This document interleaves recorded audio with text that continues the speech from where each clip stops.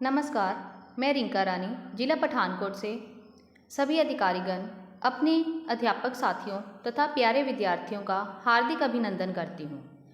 आज की यह विशेष कक्षा पंजाब स्कूल शिक्षा विभाग की तरफ से लगाई जा रही है। आज की इस कक्षा में मैं 7वीं कक्षा के पाठ स्वराज्य की नींव के बारे में चर्चा करने जा रही हूँ। पात्र परिचय। रानी झांसी की रानी लक्ष्मीबाई, तांत्या टोपे, रघुनाथ गुल मोहम्मद रानी के सैनिक सरदार हैं। जूही, मोतीबाई और झलकारी स्त्री सैनिक भी हैं और रानी की सहेलियां भी हैं। सिंहासन हिल उठे राजवंशों ने भ्रिकुटी तानी थी, बूढ़े भारत में आई फिर से नई जवानी थी। गुमी हुई आज़ादी की कीमत सबने पहचानी थी, दूर फिरंगी को करने की सबने मन में ठानी थी। चमक उठी सन 57 में वह तलवार पुरानी थी, बुंदे ले हर बोलो के मुँह हमने सुनी कहानी थी।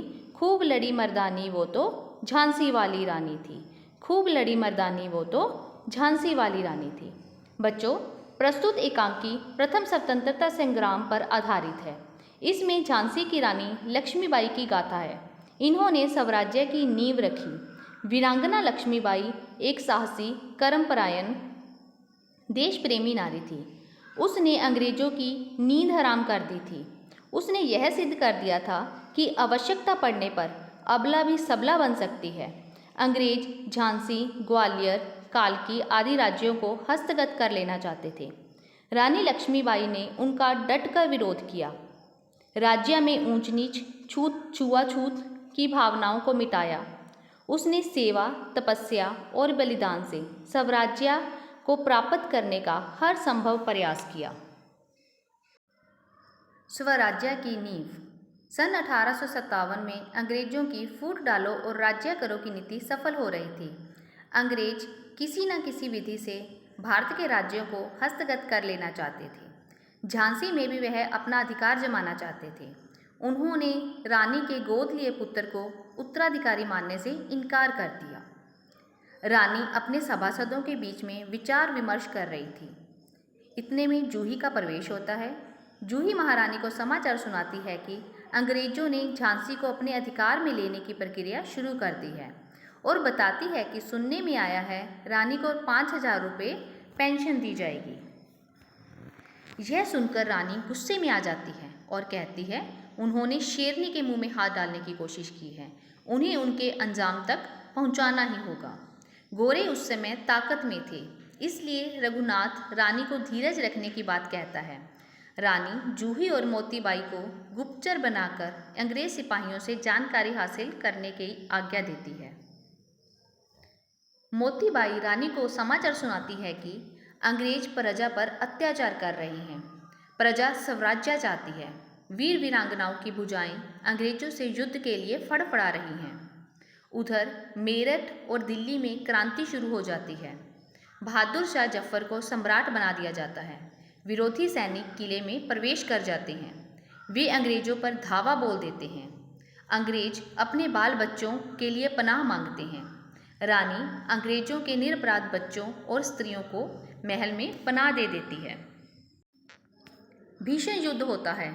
अंग्रेज परास्त हो जाते हैं। रानी विद्रोहियों को शांत करके लौटा देती है, परंतु स्वार्थी गद्दार अंग्रेजों से मिलकर पुनः हमला कर देते हैं। रानी सांपों के फन कुचलने के लिए सेना तैयार करती है और अपने सैनिकों से कहती है कि अगर वह युद्ध में काम आए, अर्थात युद्ध में मारी जाए, तो अंग्रेज उसकी देह को छूने ना पाएं। किले से बाहर निकलना आसान नहीं था, तो झलकारी रानी का वेश बनाकर अंग्रेजों को भटकाती है और स्वराज्य की भेंट चढ़ जाती है, अर्थात झलकारी मारी जाती है। झलकारी व अन्य बहादुर शेर स्वराज्य के लिए शहीद हो जाते हैं। महारानी दोनों हाथों में तलवारें लिए, मुंह में लगाम दबाए, रणचंडी बनकर दोनों हाथों से युद्ध करती है। एक अंग्रेज रानी के संगीन घोंप देता है। रानी घाव की परवाह न करते हुए लगातार लड़ती रहती है। तभी एक गोली रानी की जांघ में लग जाती है।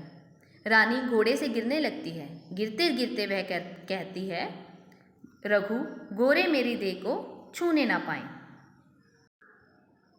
गुल मोहम्मद और रघुनाथ, जो कि रानी के सैनिक सरदार हैं, रानी को संभालते हैं और जंगल की ओर एक सन्यासी की कुटिया में ले जाते हैं।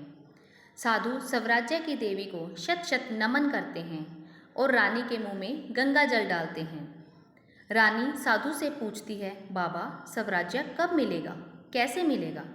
साधु कहते हैं, बलिदान से। तुम्हारा बलिदान स्वराज्य की नींव का पत्थर है। इन वीरांगनाओं का रक्त इस नींव को पूरा करेगा, जिस पर स्वराज्य की इमारत चमचमाएगी।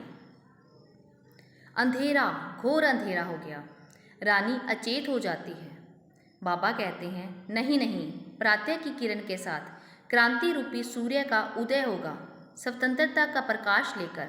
प्रकाश अनंत है, प्रकाश अनंत है। स्वराज्य का परचम लहराएगा, चमचमाएगा। रानी लक्ष्मीबाई जैसे अनेक देशभक्तों ने अपना बलिदान दिया, रक्त बहाया और आज स्वराज्य का परचम लहरा रहा है। अभ्यास। प्रश्न 1, गुरमुखी लिपि में लिखे शब्दों को देवनागरी लिपि में लिखें। बच्चों, यहाँ पर हमें कुछ शब्द दिए गए हैं जो कि गुरमुखी लिपि में लिखे हुए हैं। हमने उनको देवनागरी लिपि में लिखना है। अंग्रेज, अंग्रेज। जालम, जालिम। फजूल, व्यर्थ। परचम, परचम। झंडा और ध्वज भी लिख सकते हो। बेकसूर, निरपराध, अर्थात जिसने कोई अपराध ना किया हो। Pension, pension. स्वराज, स्वराज, अपना राज्य। सन्यासी, सन्यासी। बहादुर औरतां, वीरांगनाएं। लाट, ज्वाला। प्रश्न 2, निम्नलिखित प्रश्नों के उत्तर 1 या 2 वाक्यों में दें। हमें यहाँ पर कुछ प्रश्न दिए गए हैं, हमने उनके उत्तर जो हैं 1 या 2 वाक्यों में लिखने हैं। प्रश्न, अंग्रेजों की नीति क्या थी? उत्तर, अंग्रेजों की नीति थी फूट डालो और राज करो। अंग्रेज भारतीयों को आपस में लड़ा रहे थे और खुद उन पर शासन कर रहे थे। प्रश्न, जूही ने रानी को क्या समाचार सुनाया? उत्तर, जूही ने रानी को समाचार सुनाया कि अंग्रेजों ने झांसी को अपने अधिकार में लेने की प्रक्रिया शुरू कर दी है। प्रश्न ग, महारानी के सम्मुख कौन सी 2 चुनौतियां थी? उत्तर, महारानी के सम्मुख पहली चुनौती थी अत्याचारी अंग्रेज, जो कि उस समय शासन में थे, और दूसरी थी देशद्रोही भारतीय लोग, गद्दार, जो कि अंग्रेजों के साथ मिले हुए थे।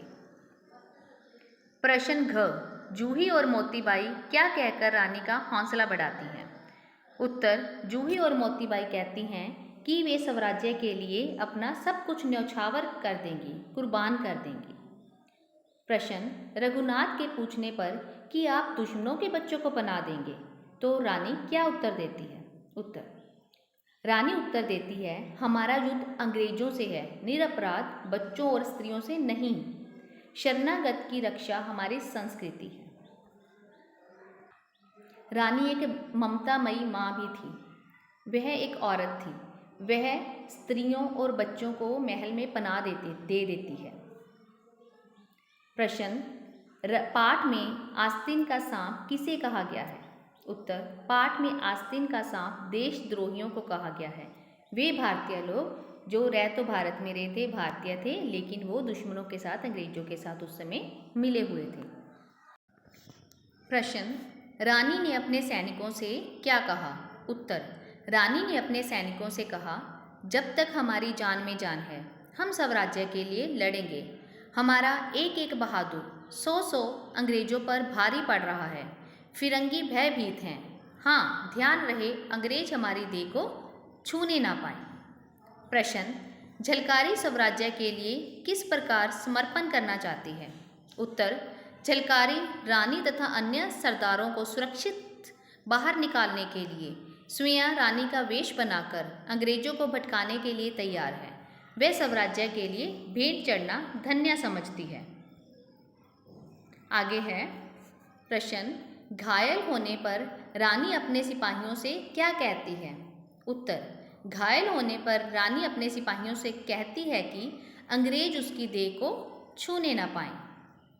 प्रश्न, जब सिपाही रानी को सन्यासी की कुटिया में ले जाते हैं तब सन्यासी क्या कहकर रानी को संबोधित करता है? उत्तर, रानी को देखते ही सन्यासी कहता है कि मेरे अहोभाग्या, साक्षात देवी के दर्शन हो गए। वह रानी को शत शत नमन करता है। आगे हमें कुछ प्रश्न दिए गए हैं जिनके उत्तर हमने 4 या 5 वाक्यों में देने हैं। सबसे पहला प्रश्न है, आप कैसे कह सकते हैं कि महारानी लक्ष्मीबाई का बलिदान स्वराज्य की नींव बना? उत्तर, महारानी लक्ष्मीबाई एक वीरांगना थी। वह साक्षात दुर्गा का अवतार थी। उन्होंने छोटी सी आयु में अंग्रेजों से युद्ध किया तथा देश की रक्षा करते करते शहीद हो गई। रानी का बलिदान स्वराज्य की नींव का पत्थर बना। रानी ने जो आज़ादी की चिंगारी जलाई, उस पर स्वराज्य की इमारत चमचमाई। वह लाखों लोगों के लिए आदर्श बनी। अतः कहा जा सकता है कि लक्ष्मीबाई का बलिदान स्वराज्य की नींव का पत्थर बना। प्रश्न ख, हमें किस घटना से पता चलता है कि रानी एक वीरांगना होते हुए भी ममतामयी माँ थी? उत्तर, जब गुल मोहम्मद ने रानी को बताया कि विद्रोही सैनिकों ने अंग्रेजों सैनिकों पर धावा बोल दिया है और अंग्रेज सैनिक अपने अपने बाल बच्चों के लिए शरण मांग रहे हैं, तो इस पर रानी ने तुरंत अंग्रेज सैनिकों के बच्चों तथा स्त्रियों को शरण देने के लिए कहा। इस घटना से पता चलता है कि रानी वीरांगना होते हुए भी ममतामयी माँ थी। उसने दुश्मनों के बच्चों को अपने महल में पनाह दे दी। प्रश्न, स्वराज्य की नींव कहानी के आधार पर रानी लक्ष्मीबाई का चरित्र चित्रण करो। उत्तर, वीरांगना लक्ष्मीबाई एक साहसी, कर्मपरायण, देश प्रेमी नारी थी। उसने अंग्रेजों की नींद हराम कर दी थी। उन्होंने यह सिद्ध कर दिखाया था कि आवश्यकता पड़ने पर अबला भी सबला बन सकती है। राज्य में ऊंच नीच और छुआछूत की भावनाओं को मिटाया। सेवा, तपस्या, बलिदान से स्वराज्य को प्राप्त करने का हर संभव प्रयास किया। राज्य में अनुशासन युक्त सेना तैयार की। साथ ही आवश्यक योजनाएं बनाकर उन्हें अमल में लाया। युद्ध के लिए आवश्यक सामग्री संचित की तथा अंग्रेजों से वीरतापूर्वक युद्ध करते हुए वह वीर गति को प्राप्त हो गई। इस प्रकार हम कह सकते हैं कि वीरांगना लक्ष्मीबाई देशभक्ति की एक अद्भुत मिसाल थी। अतः हम कह सकते हैं कि लक्ष्मीबाई ने सच्चे अर्थों में स्वतंत्रता की नींव रखी थी। प्रश्न 5, निम्नलिखित मुहावरों के अर्थ बताते हुए वाक्य बनाएं। हमें यहाँ पर कुछ मुहावरे दिए गए हैं। सबसे पहले हमने उनका अर्थ बताना है, उसके बाद वाक्य बनाना है। सबसे पहले है आस्तीन का सांप। आस्तीन का सांप होता है कपटी मित्र। राम तो आस्तीन का सांप निकला। आस्तीन के सांप भी रानी के लिए एक बड़ी चुनौती थे। 2, छठी का दूध याद आना। छठी का दूध याद आने का अर्थ है बहुत अधिक कठिनाई महसूस होना। गणित के प्रश्न हल करते करते मुझे छठी का दूध याद आ गया, या चढ़ाई करते करते मुझे छठी का दूध याद आ गया। 3, बाल भी बांका ना होना। इसका अर्थ है तनिक भी चोट ना पहुंचना। माँ अपने बच्चों का बाल भी बांका नहीं होने देती। हमें ईश्वर पर विश्वास रखना चाहिए, वह हमारा बाल भी बांका नहीं होने देता। प्रश्न 6, नए शब्द निर्माण। यहाँ पर हमें कुछ शब्द दिए गए हैं जिनका हमने निर्माण करना है। स्व प्लस राज्य, स्वराज्य। देश प्लस द्रोही, देशद्रोही। अ प्लस समय, असमय। गुप्त प्लस चर, गुप्तचर। आक्रमण प्लस कारी, आक्रमणकारी। प्रश्न 7, लिंग बदलो। वीर, वीरांगना। दास, दासी। साधु, साध्वी। रानी, राजा। प्रश्न 8, पर्यायवाची शब्द लिखें। यहाँ पर हमें कुछ शब्द दिए गए हैं जिनके हमने पर्यायवाची लिखने हैं, अर्थात समान अर्थ वाले शब्द लिखने हैं। तलवार, तलवार को खड्ग और कृपान भी कहा जा सकता है। घोड़ा, घोड़े को अश्व, तुरंग, बाजी कह सकते हैं। प्रणाम, अर्थात किसी को नमन करना, नमस्कार करना। स्वतंत्रता, आज़ादी, स्वाधीनता। पत्थर, पाषाण, शिला। रक्त, खून, लहू। इमारत, भवन, मकान। हाथ, हाथ को हस्त भी कहते हैं, कर भी कहते हैं। शहीद, कुर्बान, बलिदान। प्रश्न 9, विपरीत शब्द लिखो। यहाँ पर हमें कुछ शब्द दिए गए हैं जिसके हमने ऐसे अर्थ लिखने हैं जिनका अर्थ जो है इनके विपरीत है। अचेत अर्थात बेहोश हो जाना, इसका विपरीत अर्थक शब्द है सचेत, होश में होना। अंधेरा, उजाला, गुप्त, प्रकट, स्वतंत्रता, प्रतंत्रता, प्रातः, सायं, युद्ध, शांति। प्रश्न 10, सर्वनाम शब्दों को रेखांकित करो। बच्चों, हमें यहाँ पर कुछ वाक्य दिए गए हैं, उनमें से सबसे पहले हमने सर्वनाम शब्दों को छांटना है और फिर उनके भेद बताने हैं। इसके लिए आपको सर्वनाम का ज्ञान होना चाहिए। सर्वनाम क्या है? संज्ञा या के स्थान पर प्रयोग होने वाले शब्दों को सर्वनाम कहा जाता है, जैसे मैं, तुम, आप, यह, वह, हम आदि। बच्चों, सर्वनाम के 6 भेद हैं। सबसे पहला भेद है पुरुषवाचक सर्वनाम। पुरुषवाचक सर्वनाम क्या होता है? जो शब्द वक्ता अपने लिए, श्रोता अर्थात सुनने वाले के लिए और जिसके बारे में बात की जाती है अन्य के लिए प्रयोग करता है उसे पुरुषवाचक सर्वनाम कहा जाता है, जैसे मैं, तू, वह, उनका आदि। उसके बाद है निश्चयवाचक सर्वनाम। जो शब्द दूर या निकट किसी वस्तु की ओर संकेत करते हैं, जो वस्तु हमारे सामने है, हमें दिखाई दे रही है, हमें उसका निश्चित ज्ञान है, उसे निश्चयवाचक सर्वनाम कहते हैं, जैसे यह, वह। अनिश्चयवाचक सर्वनाम। अनिश्चयवाचक सर्वनाम होते हैं जिसके बारे में हमें ज्ञान नहीं है, हमें नहीं पता, निश्चित व्यक्ति पदार्थ का बोध ना हो, जैसे कोई, कुछ शब्द जो हैं अनिश्चयवाचक सर्वनाम है। संबंधवाचक सर्वनाम। संज्ञा या सर्वनाम का संबंध दिखाने वाले शब्दों को संबंधवाचक सर्वनाम कहा जाता है, जैसे जो सो, जो करेगा सो भरेगा, जिसकी उसकी, जैसा वैसा। उसके बाद है प्रश्नवाचक सर्वनाम। किसी प्रश्न का बोध कराने वाले शब्दों को प्रश्नवाचक सर्वनाम कहते हैं, जैसे क्या, कौन आदि। निजवाचक सर्वनाम। जो सर्वनाम तीनों पुरुषों में निजत्व का बोध कराता है, जैसे मैं खुद, खुद शब्द है, स्वयं शब्द है, आप, अपनी, ये सारे शब्द जो हैं निजवाचक सर्वनाम है।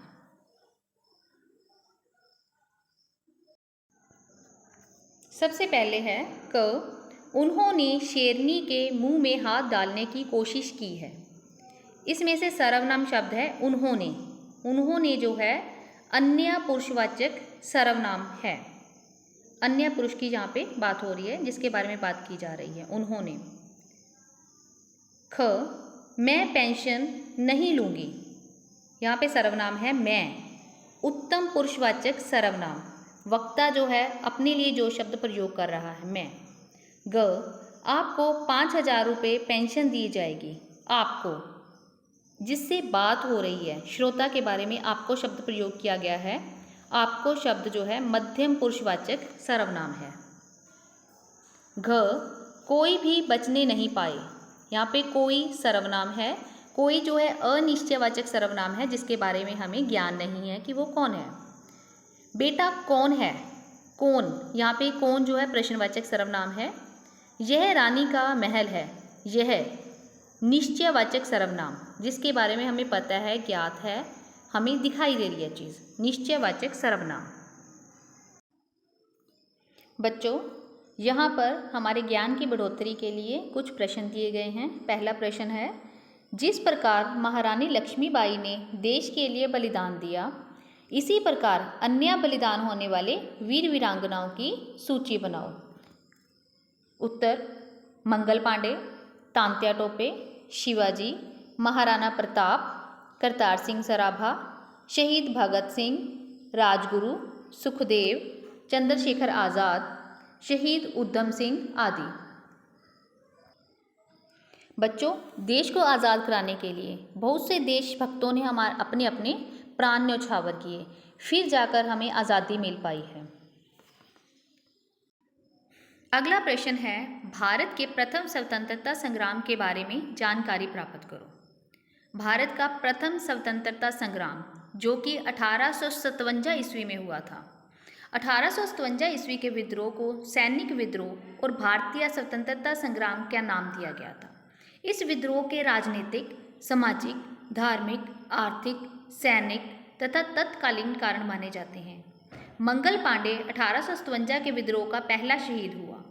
यह विद्रोह देश के अलग अलग स्थानों पर फैल गया। आज़ादी की चिंगारी धीरे धीरे सुलगती गई और उसने एक क्रांति का, विद्रोह का रूप ले लिया।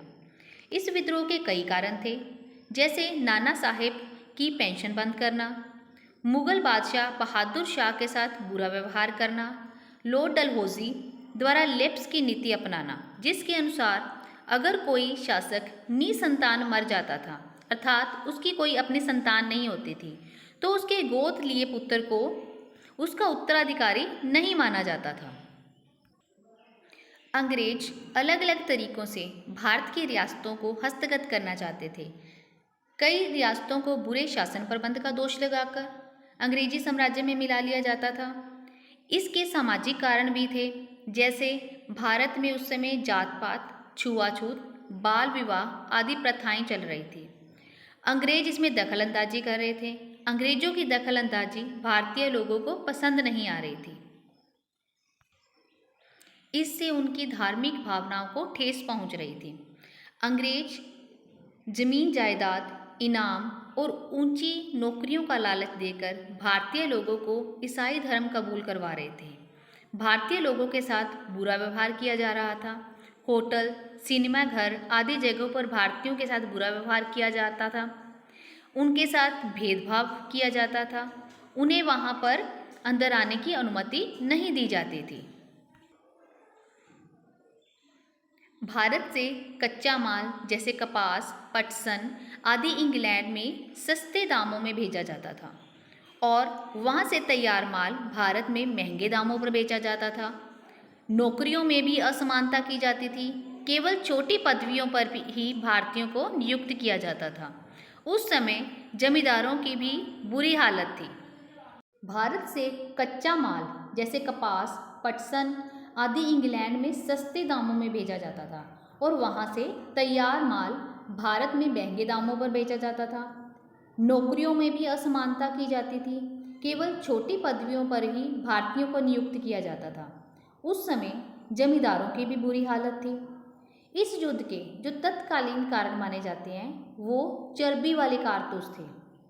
सैनिकों को उस समय कुछ कारतूस दिए गए थे जिनको मुंह से खोला जाता था। उस समय प्रयोग किए जाने वाली राइफल को चलाने के लिए जिन कारतूसों का प्रयोग किया जाता था उन्हें मुंह से खोलना पड़ता था और सेना में ये अफवाह फैल गई कि उन पर सूअर और गाय की चर्बी लगी होती है, जिस कारण हिंदू और मुसलमान सैनिक भड़क उठे। सैनिकों ने इन कारतूसों का प्रयोग करने से मना कर दिया। इन्हीं कारणों से 1857 ईस्वी का विद्रोह बैरकपुर, मेरठ, दिल्ली, कानपुर, लखनऊ, झांसी आदि जगहों पर शुरू हो गया, लेकिन यह विद्रोह असफल रहा। इसकी असफलता का कारण विद्रोहियों में एकता की कमी, अंग्रेजों की अपेक्षा भारतीयों के पास साधनों की कमी होना, विद्रोह का पूरे भारत में ना फैल सकना, कुछ रियासतों जैसे हैदराबाद, ग्वालियर, पटियाला, नाभा, जींद, कपूरथला आदि शासकों का अंग्रेजों को सहयोग देना, यातायात और संचार के साधनों की कमी, अंग्रेजों की गुप्तचर प्रणाली और अच्छे सेनापति की कमी मुख्य कारण थे। लेकिन इस विद्रोह ने स्वराज्य की नींव रखी और जनता जागरूक हुई। अतः भारत को सन 1947 में स्वतंत्रता मिल गई। अगला प्रश्न है, वीरों के बलिदान से हमें स्वतंत्रता मिली है। इस स्वतंत्रता की रक्षा करना हम सबका कर्तव्य है। आप अपने देश की क्या सेवा कर सकते हैं? बच्चों, ये जो हमें स्वतंत्रता मिली है, इसका बहुत से देशभक्तों ने अपना रक्त बहाकर इसका मोल चुकाया है। तो इतनी मुश्किल से हमें स्वतंत्रता मिली है, तो हमारा भी अपने देश के प्रति कुछ फर्ज बनता है कि हम अपने देश की सेवा कैसे कर सकते हैं। तो इसके लिए आप क्या कर सकते हैं? इसके लिए आप जो भी कार्य कर रहे हैं उसे पूरी ईमानदारी से करें। चाहे आप कोई भी कार्य कर रहे हैं, चाहे आप डॉक्टर हैं, अध्यापक हैं, मैकेनिक हैं, कुछ भी हैं, तो आप अपने कार्य को पूरी लगन, मेहनत और ईमानदारी से कीजिए। पूरी लगन से करें। दरअसल आप खुद तो ईमानदार व कर्तव्यनिष्ठ बने, पर दूसरों को भी इसके लिए प्रेरित करें। बस यही देश सेवा है। बिजली बचाकर, पेड़ पौधे लगाकर, पर्यावरण के संरक्षण में योगदान देकर, सरकारी इमारतों, संपत्ति को नुकसान ना पहुंचाकर, बाल विवाह, दहेज, महिला हिंसा जैसी सामाजिक समस्याओं को दूर करके आदि आप ऐसा करके अपने देश की सेवा कर सकते हैं। बच्चों, आप जब भी कहीं पार्क में जाते हैं, कहीं बस में सफ़र करते हैं, तो आपको जो सरकारी संपत्ति है उसका नुकसान नहीं करना चाहिए। वो आपके लिए है, आपके सहयोग के लिए, आपकी सहूलत के लिए बनाई गई है। आपको उसे अपना समझना चाहिए और उसका दुरुपयोग नहीं करना चाहिए। इस तरह आप अपने देश की सेवा कर सकते हैं। विकल्पी प्रश्नों के उत्तर दीजिए। यहाँ पर हमें कुछ प्रश्न दिए गए हैं, नीचे उनके विकल्प दिए गए हैं। हमने उनमें से उनके जो उत्तर हैं वो चुनने हैं। सबसे पहले है आस्तीन का सांप। आस्तीन का सांप का क्या अर्थ है? कपटी मित्र, मुश्किल समय, कठिन कार्य, विष। आस्तीन का सांप का अर्थ है कपटी मित्र। दूसरा प्रश्न है रानी की किस सहेली ने रानी का वेश बनाया? जूही, मोतीबाई, झलकारी, वीरांगना।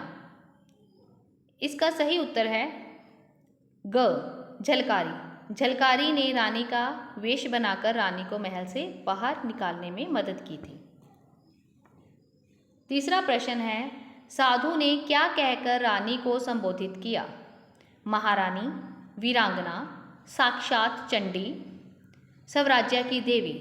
इसका सही उत्तर है स्वराज्य की देवी। साधु ने रानी को स्वराज्य की देवी कहकर नमन किया था। 4. पाठ में गोरे किसे कहा गया है? विद्रोही सैनिकों को, गद्दारों को, अंग्रेजों को या सैनिकों को? पाठ में गोरे अंग्रेजों को कहा गया है। इसका सही विकल्प है। प्रश्न 5. स्वराज्य का क्या अर्थ है? शासक, राज्य, परतंत्र, अपना राज्य। इसका सही उत्तर है अपना राज्य। स्वराज अर्थात अपना राज्य। प्रश्न 6. अंग्रेजों की क्या नीति थी? युद्ध, छल कपट, फूट डालो राज करो। इसका सही विकल्प है। अंग्रेजों की नीति थी फूट डालो और राज करो। वो भारतीयों को आपस में लड़ा रहे थे और खुद शासन कर रहे थे। प्रश्न 7. कौन सा शब्द तलवार का पर्यायवाची है? संगीन, खड़ग, परतंत्र, छुरा। इसका सही अर्थ है खड़ग। प्रश्न 8. अचेत शब्द का क्या अर्थ है? सचेत, बेहोश होना, होश में होना। अचेत होता है बेहोश होना। इसका सही विकल्प है। प्रश्न 9. सन्यासी शब्द को देवनागरी लिपि में लिखो। यहाँ पर सन्यासी जो है गुरमुखी लिपि में लिखा गया है, देवनागरी लिपि में लिखा जाएगा जो है इसका सही विकल्प है। प्रश्न 10. निम्न में से कौन सा शब्द मध्यम पुरुषवाचक सर्वनाम है? तुम, यह, मैं। मध्यम पुरुषवाचक सर्वनाम अर्थात श्रोता, जिसके साथ बात की जा रही है उसके लिए जो शब्द प्रयोग किए जा रहे हैं उसे मध्यम पुरुषवाचक सर्वनाम कहते हैं। यहाँ पर तुम जो है वो सही विकल्प है। आशा करती हूँ कि यह पाठ आपको अच्छी तरह से समझ आ गया है। धन्यवाद।